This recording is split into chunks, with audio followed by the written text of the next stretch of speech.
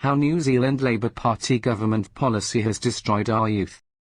Personally, I find many of the failing New Zealand Labour, Green, and Maori Party members of Parliament disgusting, especially some of their policies, past, present and proposed. I find politicians like Green Party MP Chloe Swarbrick particularly patronising and offensive when she blames climate change for the mental health damage that has been inflicted on our youth, instead of explaining the truthful facts to Kiwis. Namely, that the primary cause for the higher rate of mental health issues sweeping throughout New Zealand was COVID lockdowns, and the secondary cause is the Green Party itself, by deliberately and continually tormenting Kiwis with false facts regarding climate change. Please watch this eye-opening extract video clip discussion between Australian commentator Chris Kenny and Professor Gigi Foster, then review the full YouTube discussion.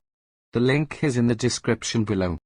I find this kind of heartbreaking because apart from people forced to have vaccines to keep their job, a lot of people were sort of conned, I suppose, or we're doing the right thing by getting vaccinated, even though we're young, fit and healthy, because we're told that this will stop the spread of the disease and protect others. And we find out afterwards, of course, reluctantly, they admit that that was not the case. So there was really no communal gain from taking those vaccines. It is the young who have carried the burden here, even though the risk of COVID was so minute when it came to young people. Yet policymakers and governments knew this at the time and they ignored it. They were warned and they ignored it. And now they remain full of self-congratulations over their COVID management. That mental well-being cost is quite enormous, really, particularly for young people who are trying to find their way, whose peer groups are very important to them, who are engaged in human capital acquisition, schooling, education, and babies and toddlers, of course, who, if they're cared for by scared, anxious people with masks on, are inevitably going to develop at a lesser rate.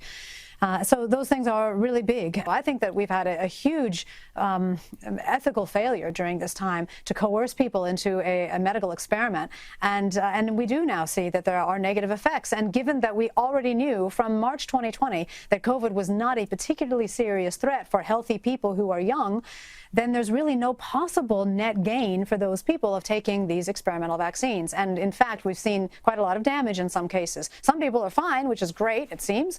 But of course, we have no long-term data, so we can't even really say that with confidence. Thank you for listening. Geraint, on behalf of WhangareiTim.